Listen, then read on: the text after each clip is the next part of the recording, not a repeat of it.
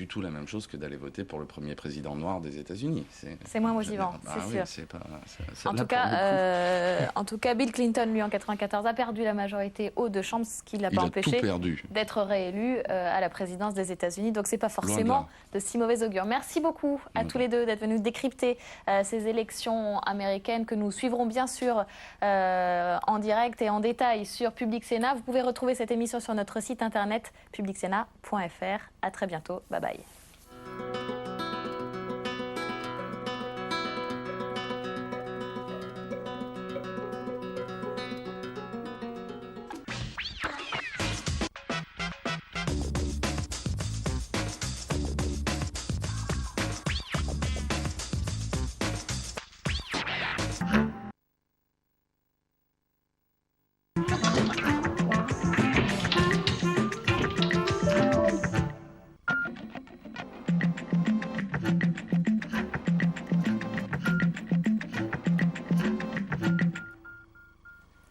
Bienvenue à tous sur Public Sénat, merci d'être avec nous. La mobilisation s'accentue contre la réforme des retraites et le gouvernement résiste. Nous vous proposons ce soir une édition spéciale du 22h pour analyser, tenter de comprendre les éventuelles conséquences de ce mouvement social avec des grèves déjà reconductibles à la RATP et à la SNCF demain. Côté syndicat, l'heure est au satisfecit. Il parle d'événements sociaux avec 3,5 millions de personnes dans les rues contre 1,2 million selon la police.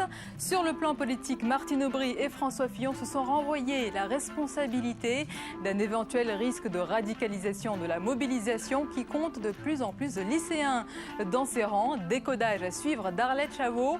Et puis notre invité politique ce soir, Éric Besson. L'occasion aussi de parler de l'adoption par l'Assemblée nationale du projet de loi sur l'immigration.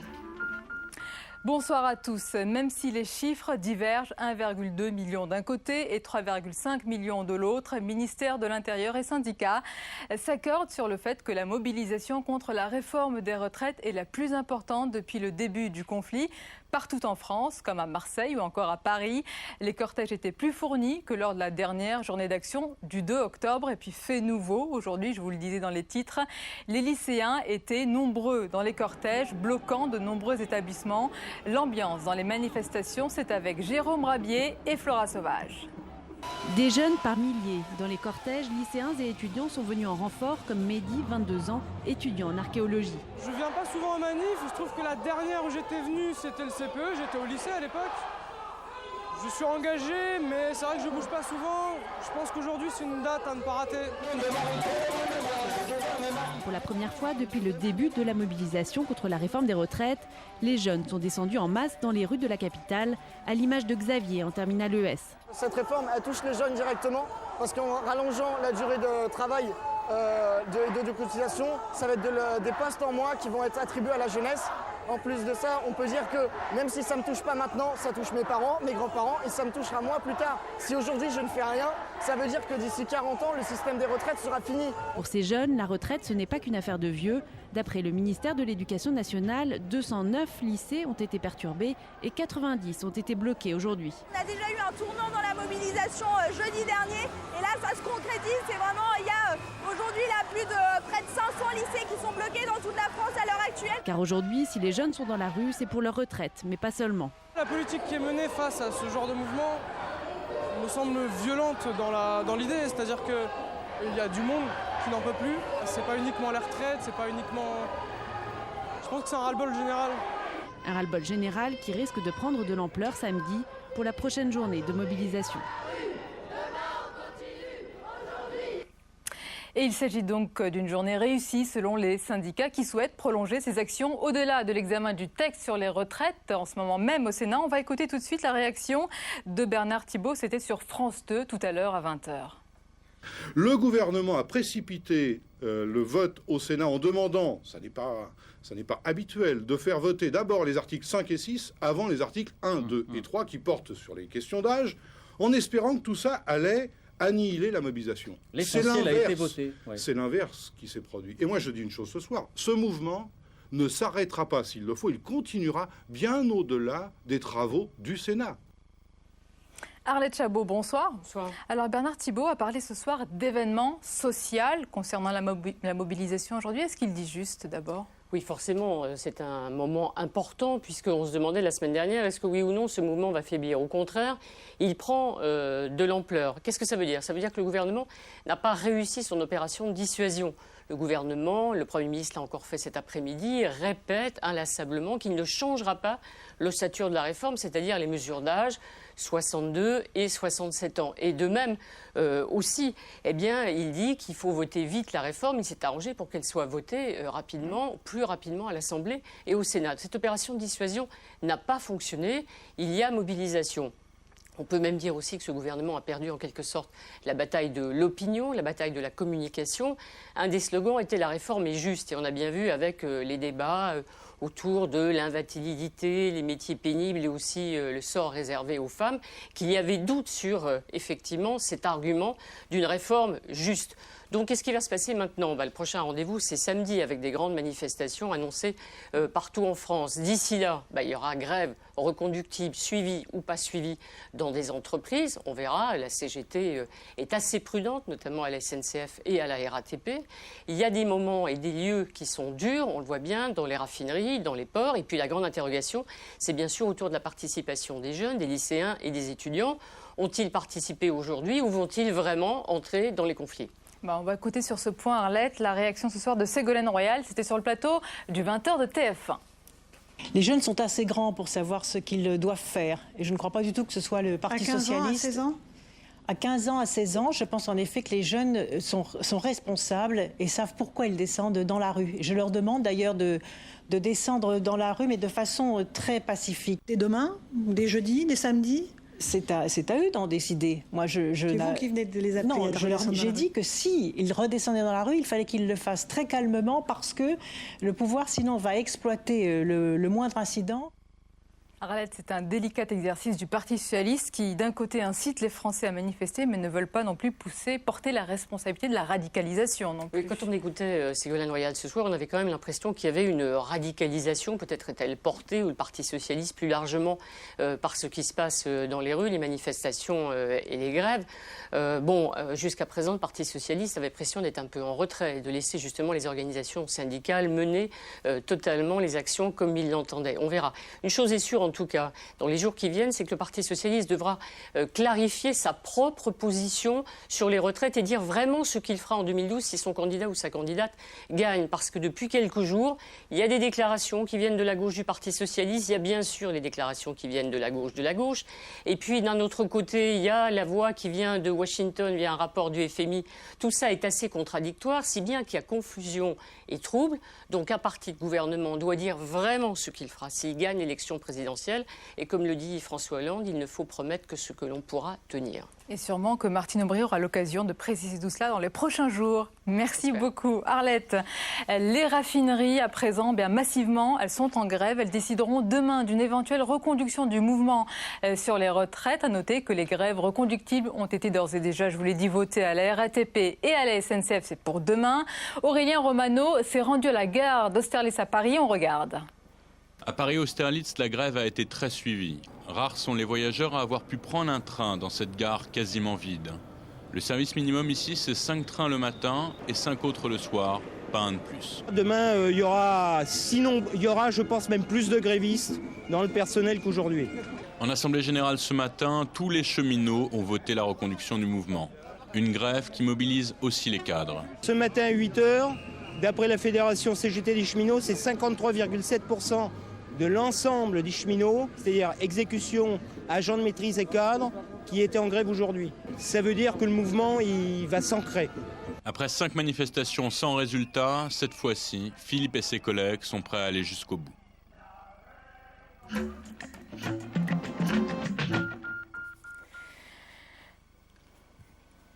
Notre invité ce soir, le ministre de l'Immigration, Éric Besson, bonsoir. Bienvenue à vous. Pour cette 6e journée de mobilisation, le gouvernement pariait sur un essoufflement. Est-ce que vous confirmez que c'est une montée en puissance aujourd'hui ? Le gouvernement ne parie sur rien. Le gouvernement est sur une idée simple. Il faut sauver le système de retraite par répartition. Au lendemain de la Seconde Guerre mondiale, la France a choisi pour un système où des actifs paient pour des inactifs lorsqu'ils sont à la retraite. Et nous cotisons par une forme de salaire différé. Et il y a un autre système qui existe dans le monde, qui est l'assurance personnelle, ce qu'on pourrait appeler la retraite par capitalisation. Votre réponse aujourd'hui, c'est la pédagogie, c'est ce qui vous manquait il y a quelque temps pour expliquer cette réforme? Je ne sais pas si ça nous manque ou pas, ça doit être inlassable. Il faut expliquer aux Français. Chaque fois, là, il y a des téléspectateurs qui nous regardent. S'ils sont 10 dans une pièce, ils doivent savoir que 1 sur 10 voit sa retraite financée par la dette, par l'emprunt. Ça n'est pas tenable. Donc la question simple, c'est oui ou non, puisque nous vivons plus longtemps.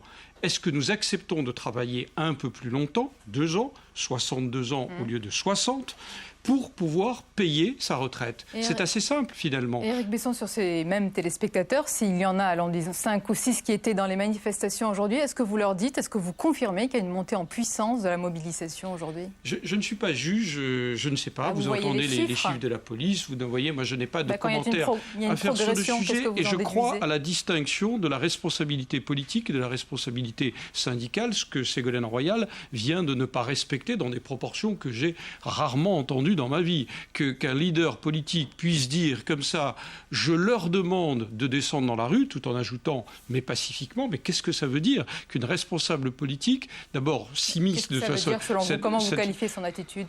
Moi, personnellement, et je dirais, ça m'a rappelé des souvenirs, c'était presque séquence nostalgie, mais une nostalgie vite oubliée. Je l'ai trouvé démagogue, je l'ai trouvé irresponsable. Une Ségolène Royal qu'on n'avait pas vue aussi démagogue et aussi irresponsable depuis longtemps. Je ne sais pas. Est-ce qu'elle se sent portée par les événements ou est-ce qu'elle a décidé d'essayer de forcer le destin dans la compétition interne au Parti socialiste? Mais son intervention télévisée tout à l'heure sur TF1 était hallucinante. On va reparler des jeunes, Éric Besson. Un mot sur la position du gouvernement. Le PS peut vous poser les mêmes arguments que vous venez de dire, c'est-à-dire que ce sont vos positions à vous qui sont figées et finalement c'est vous qui entraînez aujourd'hui cette montée en puissance et peut-être même cette radicalisation du mouvement. Les faits sont têtus. Nous vivons 15 ans de plus. L'espérance de vie a augmenté de 15 ans depuis 1950. Est-ce qu'on peut dire que l'espérance de vie a augmenté de 15 ans depuis 1950 et en même temps... C'est pas si logique pour les millions de personnes qui étaient dans les rues aujourd'hui. Mais le rôle du politique, c'est d'essayer... Moi, je suis acteur et pas commentateur. Je vous laisse expliquer. Moi, j'essaie d'expliquer pourquoi cette retraite est indispensable. Et donc, vous avez... Puisque l'espérance de vie augmente, vous êtes obligé de cotiser plus longtemps. Et deuxièmement, s'il y a un doute, on peut regarder ce qui se passe ailleurs en Europe. Tous les pays européens sont en train de mettre l'âge de départ à la retraite à 65 ans ou à 67 ans. La France choisit 62 ans. On peut difficilement nous taxer de jusqu'au-boutisme. Cette réforme est indispensable pour tous ceux qui pensent qu'il faut sauver le système de retraite. Mais est-ce que toutes les marges de négociation sont aujourd'hui épuisées? Ou est-ce que le gouvernement peut ou doit faire un geste? J'ai l'impression que le gouvernement a fait beaucoup. Quand vous pensez qu'avec la pénibilité et ce qu'on appelle les carrières longues, un Français sur 4 va pouvoir prendre sa retraite à 60 ans ou juste avant 60 ans. Nous serons, après l'adoption de cette loi, le seul pays en Europe à l'autoriser. Donc encore une fois, la comparaison permet de donner des faits. Deuxièmement, est-ce que vous entendez, j'entends les manifestants, il faut les respecter, mais est-ce que vous entendez une proposition alternative? Vous évoquiez tout à l'heure avec Arlette Chabot la position du Parti socialiste. Il va falloir quand même la clarifier, parce que qu'est-ce que dit? Il y a tromperie. Le Parti socialiste dit, si nous revenons au pouvoir, ce sera à 60 ans. Mais il ajoute à voix basse, mais pas à taux plein. Alors ça veut dire quoi? Qu'il vient d'inventer les petites retraites, les petites pensions. Or, si on n'ajoute pas à taux plein, ça veut dire qu'en fait, on confirme la réforme du gouvernement. Il y a un élément sur lequel toute la gauche et les syndicats sont d'accord, c'est que vous n'avez pas mené de négociation. Est-ce que le gouvernement pourrait aujourd'hui remettre à plat cette réforme, telle qu'elle soit, juste ou pas juste, indispensable ou pas, pour tout simplement reprendre les choses dans les règles de l'art? Mais ça m'amuse, cette critique, parce que le premier à avoir tout mis sur la table, c'est Michel Rocard, et c'était en 1991. En 1991, Michel Rocard avait tout dit de la menace qui pesait, et il avait dit d'ailleurs, c'est une espèce de bombe qui nous attend, et il disait, c'était prémonitoire, il va falloir que plusieurs gouvernements s'y attellent. Tout est dit depuis 1991. Tous les économistes, tous les démographes savent prédire ce qui va se passer. Les jeunes qui sont dans la rue, au-delà du fait de savoir s'il est responsable ou pas de les appeler à manifester, ils sont en train de se tirer une balle dans le pied. Pourquoi ? Parce qu'ils vont être les premiers bénéficiaires de cette réforme. Si on ne réforme pas, comme ils seront moins nombreux parmi les actifs, ça veut dire qu'ils vont devoir cotiser davantage. Votre discours, il se heurte aujourd'hui à la réalité de la rue. À partir de combien de millions de personnes vous allez changer votre discours et adapter ce qui se passe à la rue ? Juppé parlait de 2 millions à l'époque. Vous avez une vision un peu particulière, surtout dans cette maison au Sénat, de la démocratie parlementaire. C'est une démocratie sociale et la rue s'exprime, mais en même temps, il y a des représentants du peuple et ce sont les représentants du peuple qui votent la loi. Donc il faut discuter, il faut concertation. 6 mois de concertation par Éric Woerth, ça n'est pas tout à fait rien. Et puis il y a un moment où il faut voter et on approche, les mesures d'âge ont déjà été votées ici au Sénat, comme elles l'ont été à l'Assemblée, et on approche du vote final par le Sénat. Une question quand même, c'est un fait important et nouveau. Les jeunes sont venus en nombre, on l'a dit tout à l'heure, dans les cortèges manifester. On sait que leurs mobilisations sont souvent imprévisibles, voire incontrôlables. Est-ce que vous redoutez tout simplement qu'elles ne soient plus maîtrisables ? Je ne redoute rien. On peut craindre parce que ça c'est mais c'est pas ça. Comment dire ça me fait penser venez orage tant désiré. Il y a un certain nombre de personnes. C'est un peu l'impression qu'a donné Martine Aubry cet après-midi. On avait presque, par son communiqué, on avait presque le sentiment qu'elle avait l'espoir que les choses dégénèrent. Mais quand vous êtes un politique responsable, que le PS peut jouer double jeu. Oui, ça peut m'arriver, chère madame. Oui, je me crois capable de penser cela. En tout cas, il est capable d'un double discours. C'est une évidence. Quand vous entendez Benoît Hamon, porte-parole du Parti socialiste, dire 60 ans à taux plein, alors que dans le même temps, sa responsable hiérarchique, si je peux dire, la première secrétaire du Parti socialiste, dit l'inverse, qu'ils passent leur temps à dire non, il ne faut pas 2 ans de plus, mais que Dominique Strauss-Kahn, invité d'un plateau télévisé, si je me souviens bien, c'était sur France 2, disait très clairement, mais si on vit jusqu'à 100 ans, on ne va pas maintenir l'âge de départ à la retraite à 60 ans. C'est comme sur tous les sujets, y compris ceux que je connais bien en ce moment d'immigration, le double langage et le très grand écart. On va parler de vos propres dossiers. Éric Besson, c'est le projet de loi sur l'immigration qui a donc été adopté aujourd'hui à l'Assemblée nationale avec quand même des défections dans votre camp. Elles ne sont pas nombreuses, mais elles sont remarquées. 12 députés UMP, entre autres, et des abstentions. C'est passé dans la douleur ? Non, c'est pas passé dans la douleur. Moi, je voudrais... C'est toujours l'histoire de la bouteille à moitié vide. Vous avez failli dire douceur. Non, douceur. Oui. Vous voyez, le lapsus entre douleur et douceur, c'est un grand écart. C'est pas le pire lapsus qu'on puisse envisager. Pour ce qui concerne ce que je disais, moi, je veux d'abord me réjouir de l'adoption de ce texte et remercier les députés UMP qui, dans leur immense majorité, mais les députés du Nouveau Centre aussi, qui, dans leur immense majorité, contrairement à ce qui avait été dit, ont soutenu ce texte. Pourquoi c'était important ? Parce que c'est une étape très très importante dans l'idée d'harmoniser progressivement les politiques d'immigration en Europe. Il y a eu le pacte d'immigration et d'asile, adopté sous présidence française par mon prédécesseur, Brice Hortefeux, et depuis 3 directives très importantes sur la voie de l'harmonisation des politiques d'immigration et d'asile. Et la France, qui se veut fer de lance, ça aurait été un paradoxe incroyable que la France soit en retrait sur des directives qu'elle a souhaitées, qu'elle a portées. Donc je crois que le Parlement, l'Assemblée en tout cas, a été très cohérente. Ça viendra au Sénat à la fin de l'année. Sur une autre actualité, mais qui a trait à votre ministère, ce sont des sans-papiers qui occupent la cité de l'immigration. C'est à la Porte Dorée à Paris depuis quelques jours. On va regarder le sujet de Sandra Cerquera tout de suite. 6 jours qu'ils dorment ici, qu'ils occupent la cité de l'immigration, un lieu symbolique pour ces sans-papiers.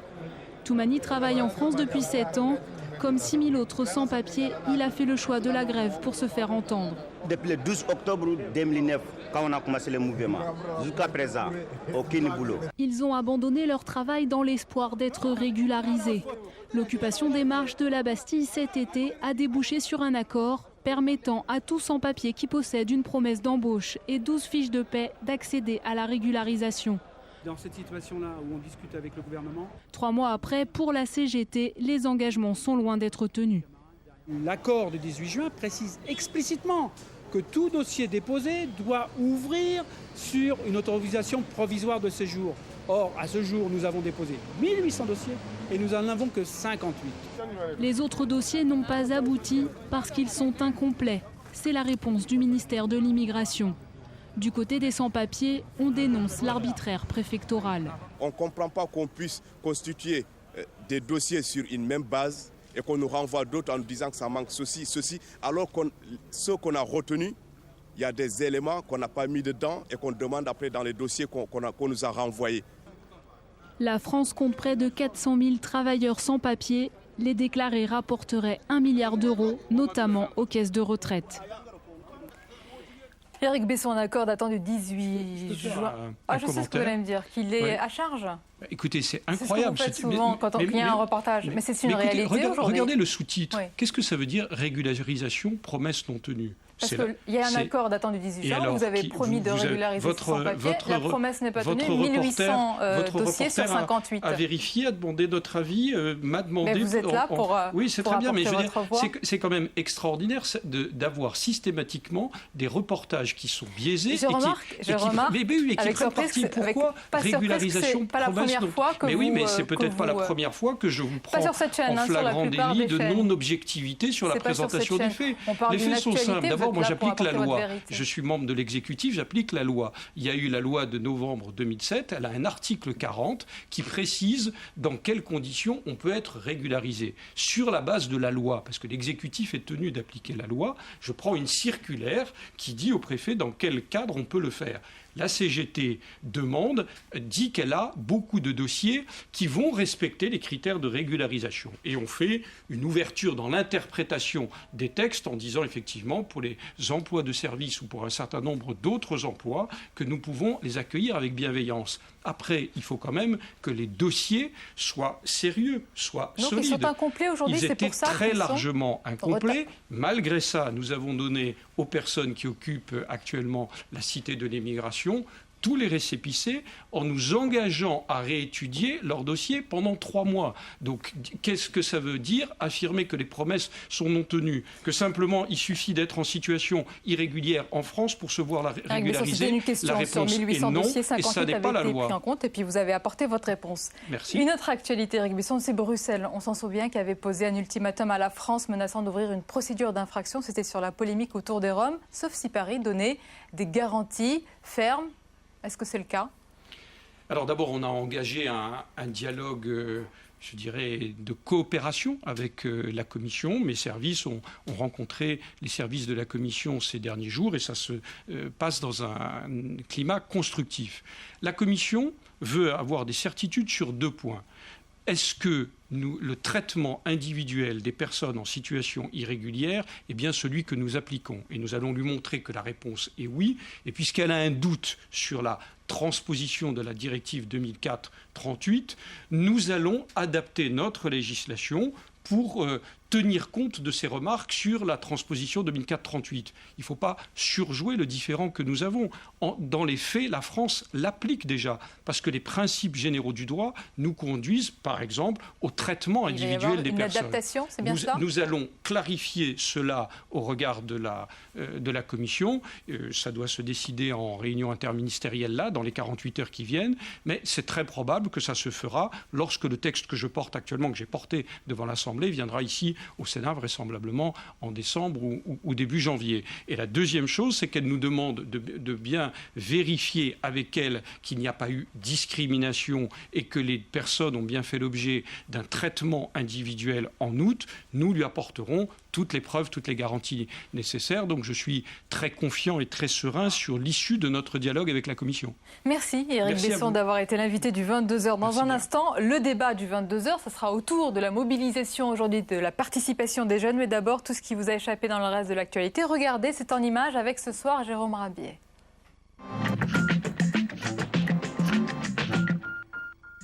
Ils n'ont pas vu la lumière du jour depuis le 5 août dernier, mais dans quelques heures, les premiers des 33 mineurs chiliens enfermés 700 mètres sous terre vont pouvoir remonter. Une opération qui prendra 2 jours avant que tous aient atteint la surface.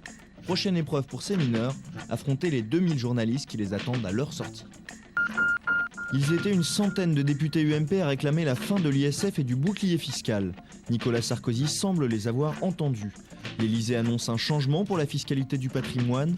Une loi de finances rectificative pourrait intervenir dès juin 2011.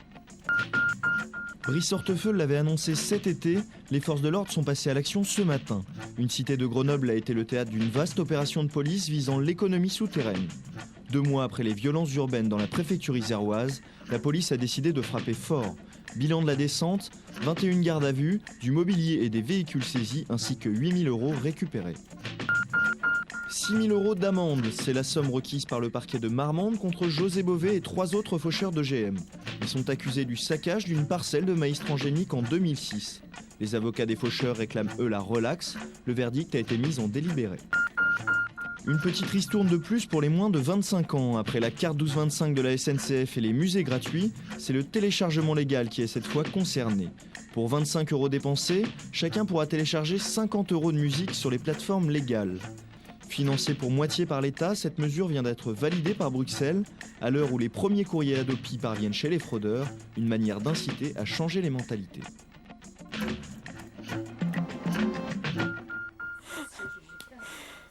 Le débat du 22h, la mobilisation s'accentue sur la réforme des retraites et le gouvernement résiste. Quelles peuvent en être les éventuelles conséquences? On en parle avec nos invités ce soir.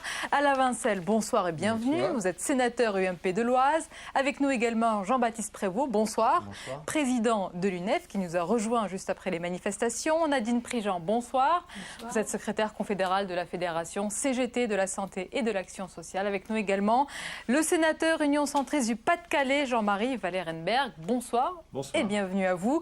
D'abord un premier tour de table.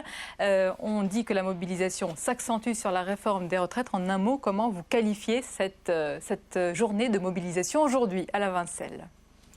Écoutez, c'est la 3e, si j'ai bien compris, de manifestation dans la rue en ce qui concerne l'opposition à la réforme des retraites. Je me demande si nous ne sommes pas depuis le début de l'année, c'est la 6e. Hein. Oui, bon, enfin, je parle des trois dernières. 3 dernières. Bon, encore une qui, paraît-il, se profile à raison le 16. Bien, je pense qu'on est tombé dans un débat compassionnel sur le sujet et qu'il faudrait que chacune et chacun de celles et ceux qui manifestent se penchent sur les chiffres, sur la réalité de la situation, et s'ils veulent que l'on préserve le régime de retraite par répartition et que le maintienne le revenu des retraites, il faudrait qu'ils se posent la question sur les solutions qui permettraient d'y satisfaire. Et il n'y en a pas d'autres. Et d'ailleurs, aucun pays européen n'a pas fait autre chose que ce que nous faisons actuellement.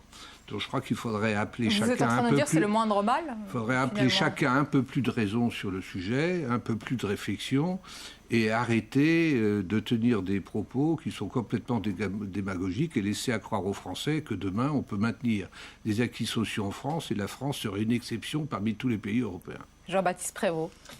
Je crois que c'est une journée de mobilisation particulièrement réussie. C'était pas gagné puisque le gouvernement a tout fait pour faire passer la loi en force au Sénat, notamment ces articles les plus contestés la nuit dernière, et que la réponse de la rue, elle a été déterminée, et c'est d'autant plus réussi que les jeunes ont répondu présent et ont répondu à l'appel de la mobilisation, je pense en particulier aux étudiants, et que la mobilisation de la jeunesse aujourd'hui, elle est lancée. Donc moi, quand j'entends le discours de monsieur le sénateur, je me dis que s'il y a d'autres manifestations, d'autres mobilisations, elles seront d'autant plus suivies si on raconte aux gens que le problème, c'est juste qu'ils n'ont pas compris. Je crois qu'ils ont compris et qu'ils ont des choses à dire, à faire entendre, et qu'aujourd'hui, la balle, elle est dans le camp du gouvernement. Soit il y a des signes d'ouverture, notamment sur les mesures les plus contestées de ce projet, soit il y aura, je crois, encore plus de détermination dans la rue demain, notamment du côté des jeunes. Un mot quand même avant de passer la parole sur la réaction de Ségolène Royal qui demande aux jeunes de descendre dans la rue, mais pacifiquement. C'est un message qui sera entendu ?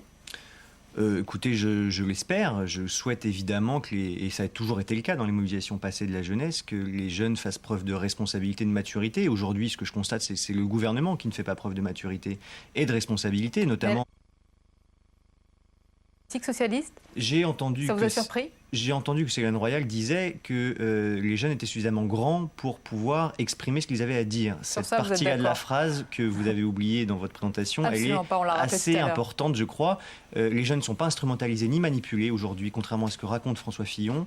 Les jeunes, on les a utilisés comme un alibi depuis le début de cette réforme. On a dit que c'était au nom des générations futures qu'il fallait réformer les retraites. Il ne faut pas s'étonner aujourd'hui que les jeunes ils réclament leur droit à la parole sur un sujet d'avenir qui les concerne. Et je crois de ce point de vue-là qu'il faut que le gouvernement entende aussi l'inquiétude de ces jeunes qui refusent que leur seule perspective d'avenir, ce soit le chômage et la précarité. Sur la mobilisation aujourd'hui également, c'est le tour de table.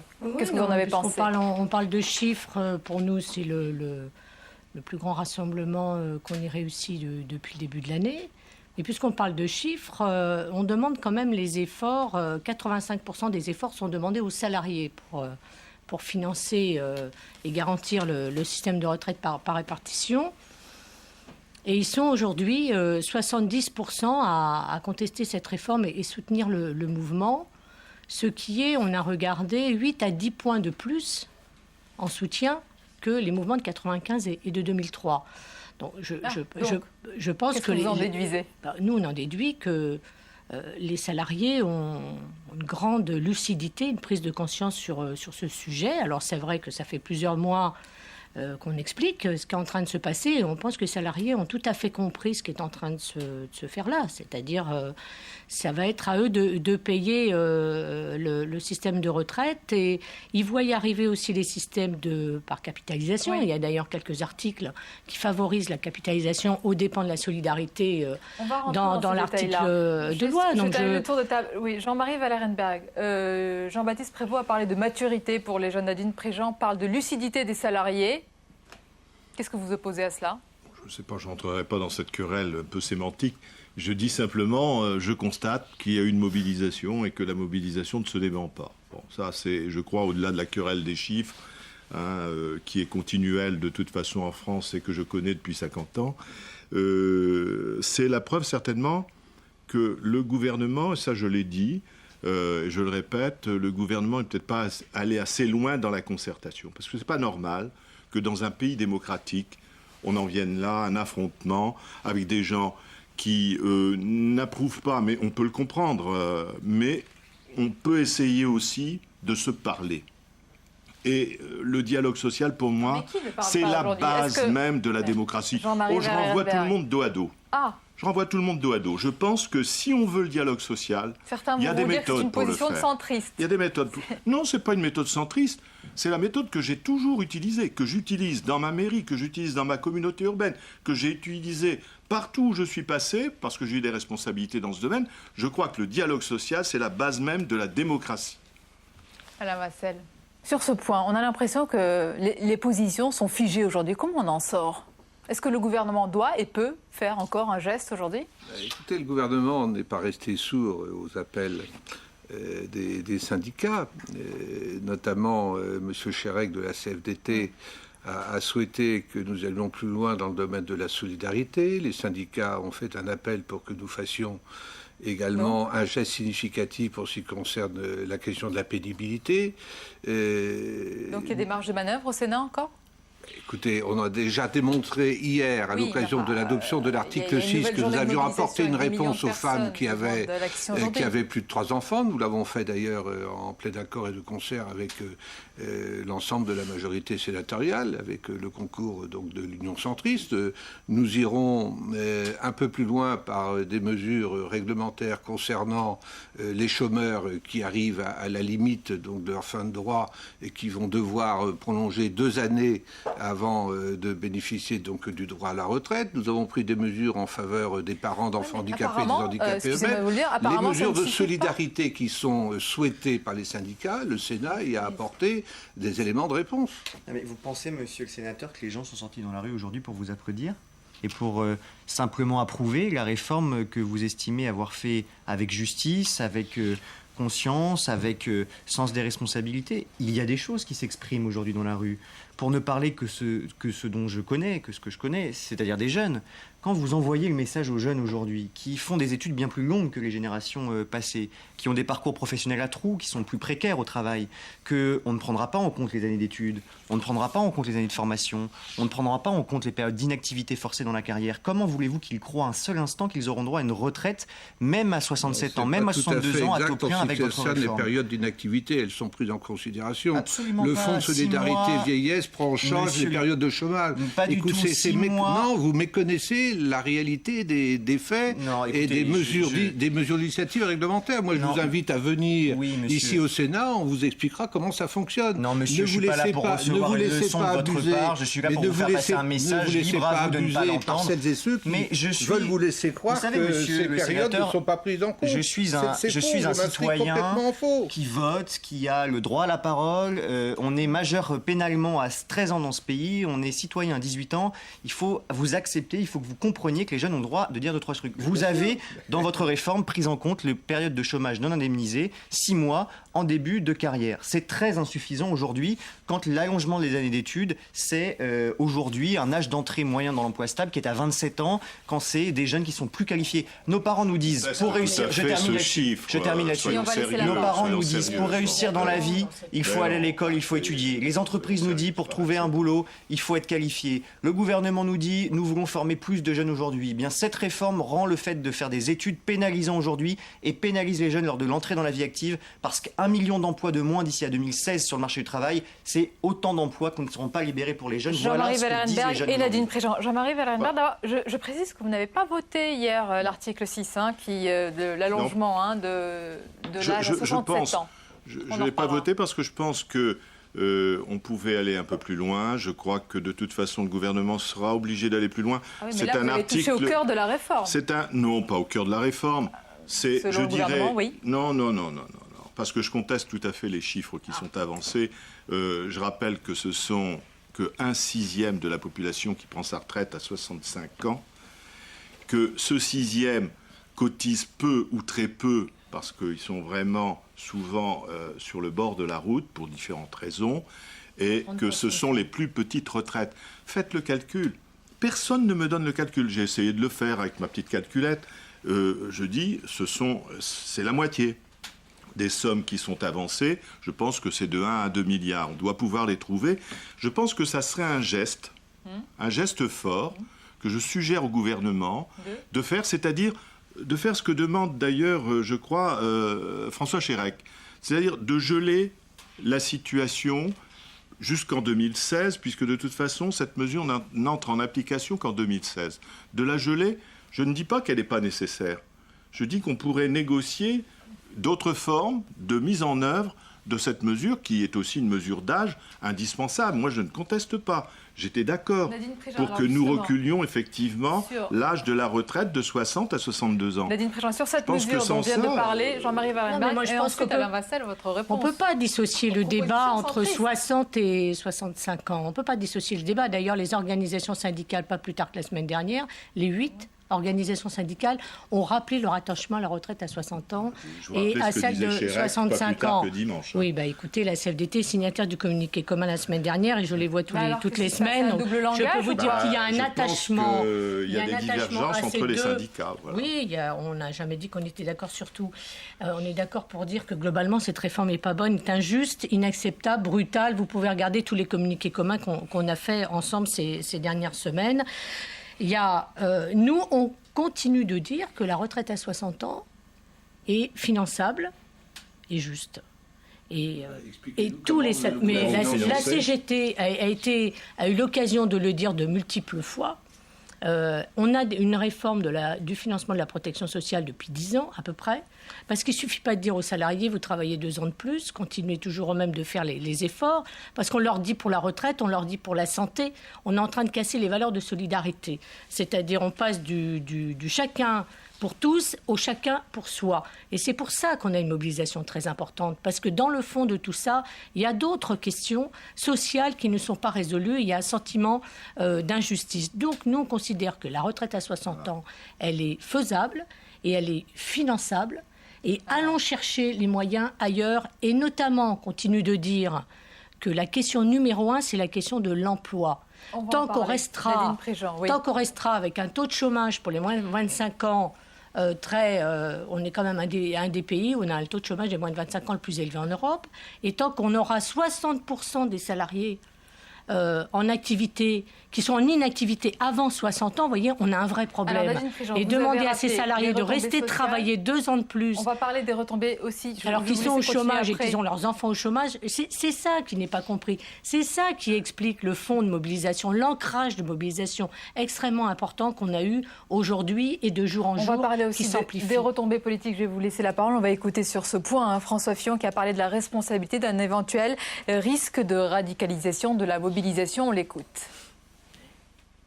Nous écoutons, nous respectons les inquiétudes qui s'expriment, mais en même temps, je veux dire très solennellement, à cette heure, devant l'Assemblée nationale, nous sommes décidés à mener cette réforme à son terme. Nous sommes décidés à la mener à son terme, d'abord parce que c'est une réforme qui est raisonnable. Nous sommes décidés à mener cette réforme à son terme parce que c'est une réforme juste, qui comporte des avancées sociales que ceux qui crient sur ces bancs n'ont jamais eu le courage de mettre en œuvre.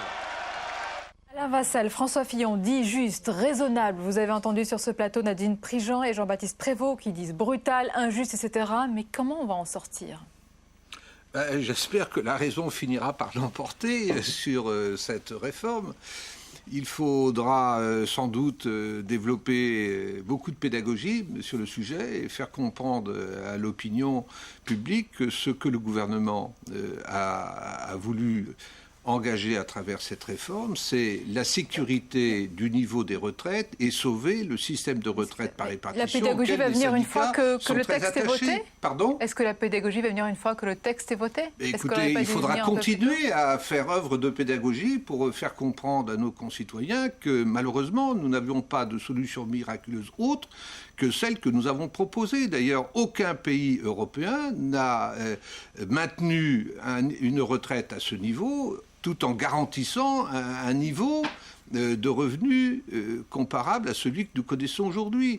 Donc il n'y a pas, malheureusement, si on avait connu la solution miracle qui permettait de maintenir la retraite à 60 ans, je pense que la France l'aurait fait, mais nous n'avons pas cette solution miracle. Donc il faut quand même en appeler à la raison, ou bien alors on change notre mode de financement des retraites. Ça sera suffisant. Pardon ?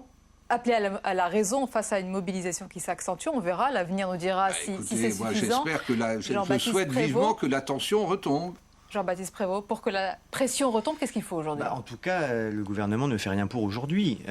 À chaque fois qu'il y a une mobilisation sociale, il oppose un nom ferme et définitif, un ferme et tranquille, en forme de bras d'honneur d'ailleurs, aux manifestants. Des propositions les plus modérées qui demandent une renégociation du texte, aux propositions les plus déterminées qui demandent un retrait pur et simple du texte. À toutes ces demandes d'aujourd'hui, il y a une même réponse, c'est non. Je crois que la balle, elle est clairement dans le camp du gouvernement. Il faut qu'ils vivent dans la réalité. La réalité aujourd'hui, c'est qu'une majorité de Français soutient cette mobilisation. La réalité, c'est qu'après avoir seriné aux jeunes que c'était pour eux qu'on faisait la réforme, il y a 84% des 18-24 ans qui se déclarent aujourd'hui du côté des manifestants et opposés à une réforme pourtant faite en leur nom. Tant que cette réalité-là n'est pas comprise, il n'y a pas de raison que la mobilisation s'arrête. Au contraire, tant que le gouvernement sera dans le déni, il remettra 10 balles dans la machine à chaque fois et je pense que la détermination sera d'autant plus importante. Donc pour en sortir par le haut, il faut que la raison l'emporte du côté du gouvernement qui a, je crois, fait le choix du blocage. Et pour répondre à votre première question, en tout cas au risque de radicalisation, nous, à l'UNEF, on appelle aujourd'hui les étudiants à faire preuve de responsabilité dans ce mouvement, notamment parce qu'il ne faut pas faire le cadeau au gouvernement de la radicalisation qu'il attise et qu'il espère. On pense que c'est la force du nombre, la force du rassemblement majoritaire des jeunes. Qu'est-ce que ça veut dire faire preuve de responsabilité ? Vous avez dit tout à l'heure que les jeunes sont matures, qu'ils ont le droit de descendre tout ça. Qu'est-ce que vous entendez par responsabilité ? Non pas à bloquer les universités, mais à ce que les jeunes se mettent en mouvement, aux côtés des salariés. On appelle justement à faire la démonstration que cette mobilisation des jeunes, elle est majoritairement soutenue aujourd'hui par eux-mêmes et qu'elle rassemble la majorité entre eux. On peut être dans un mouvement qui effectivement évolue. Je crois qu'aujourd'hui, c'est ce que cherche le gouvernement pour mieux le décrédibiliser. On ne tombera pas dans ce panneau-là aujourd'hui. Le mot de la fin, Nadine Prigent et Jean-Marie Wallenberg, quelles peuvent être les suites de ce mouvement aujourd'hui ? Est-ce que ça peut aller samedi, ça c'est sûr, la prochaine journée de mobilisation, mais au-delà, selon vous ? Attendez, déjà, je voudrais dire qu'il n'y avait pas d'urgence à faire cette réforme en 2010. Rien n'obligeait. Sur ce point, vous êtes un peu isolé. Sur ce point, vous êtes un peu isolé. Tout le monde est d'accord qu'il faut une réforme. Rien n'obligeait de faire cette réforme en 2010. Donc voilà, nous, ce qu'on lui propose, c'est qu'il ouvre. il rouvre un véritable débat avec les organisations syndicales. Voilà, c'est ce que vous demandez aujourd'hui. C'est du ressort Jean-Marie des organisations syndicales. Je considère que les organisations on fera le samedi et on aura sûrement d'autres dates. On verra, on se réunit jeudi après-midi. Les organisations syndicales doivent être responsables et reconnaître qu'il y a une nécessité de réforme. Je pense aussi que le gouvernement ne doit pas vivre non plus avec une calculette à la place du cœur, qu'il faut absolument tendre la main et organiser aujourd'hui le dialogue qui a été interrompu parce qu'il y a eu concertation initiale avec le ministre. Et ça a été interrompu, donc on a demandé à être reçu. Nous, on n'a jamais été reçus, les jeunes, quand on parlait nous avons, mais vous peut-être, mais toutes les organisations syndicales ont été reçues. Maintenant qu'on est dans la rue, on commence à s'intéresser à nous, c'est quand même un problème. Oui, mais nous, on demande des négociations. Si vous me permettez de terminer, j'ai montré tout à l'heure qu'il y avait peut-être une piste en gelant la situation du passage de 65 à 67 ans, mais pour renégocier, puisque de toute façon, ça n'a pas d'impact financier pour le moment, et puis il y a la pénibilité.